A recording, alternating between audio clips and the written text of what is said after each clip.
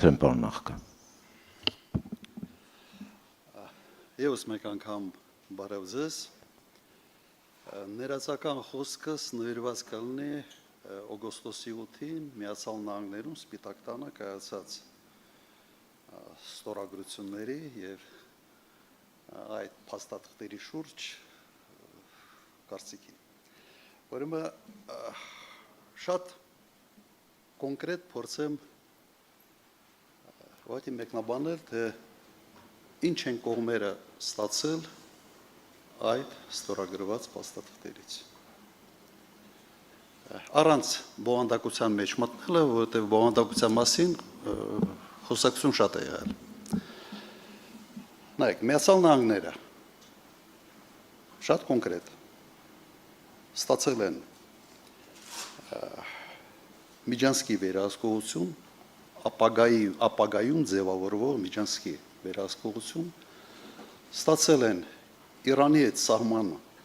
փաստացի վերահսկողության հնարավորություն Հայաստան-Իրան սահմանը եւ երրորդը դա Նոբելյան մրցանակի ներկայացումն է Միացյալ Նահանգների նախագահին։ Ինչ է ստացել Ադրբեջանը։ Ստացել է Միջանցքի իրավունք Հայաստանի Հանրապետության տարածքով, ստացել է Մինսկի խմբի լուծարում եւ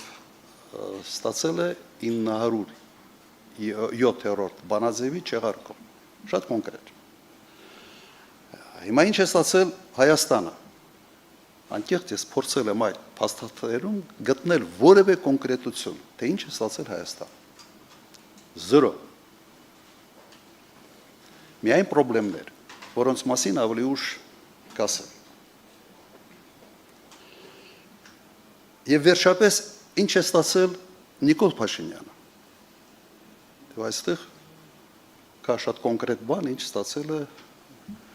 Հայաստանի վարչապետը։ Ստացել է մեկ նկար նախագահ Տրամփի ստորագրությամբ եւ ստացել է իրավական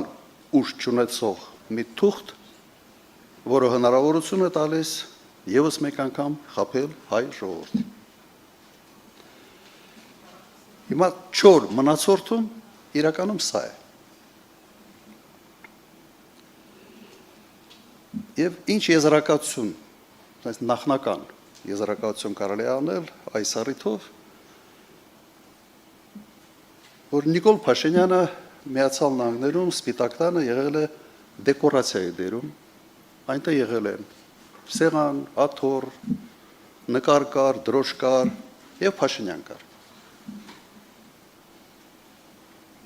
Եվ մի երկու խոսք ավելի լավ հասկանալու համար, թե ինչ է նշանակում նախաստորագրում։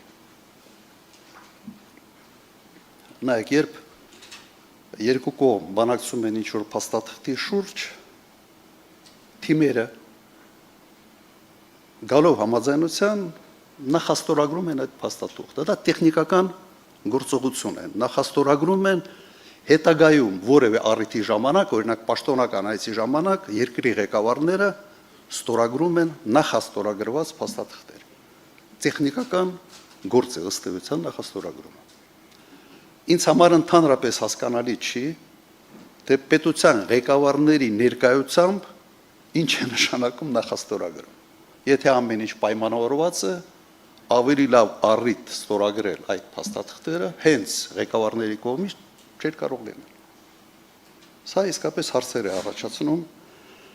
նաև բովանդակային։